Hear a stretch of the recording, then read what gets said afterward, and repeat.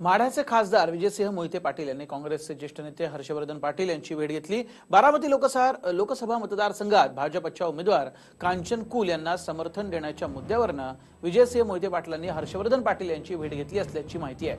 बारामती लोकसभा मतदारसंघात इंदापूरचे माजी आमदार हर्षवर्धन पाटील यांची महत्त्वाची भूमिका असणार आहे। तसंच विधानसभा निवडणुकीत पराभव झाल्यानंतर हर्षवर्धन यांची अजित पवार आणि राष्ट्रवादी यांच्यावरील नाराजी लपून राहिलेली नाहीये। त्यामुळे या पार्श्वभूमीमुळे झालेल्या या भेटीमुळे बारामतीमध्ये राजकीय चर्चांना चांगलंच उधाण आलंय। या सकाळी विजयदादा ही लाकेवाडीला चालले होते।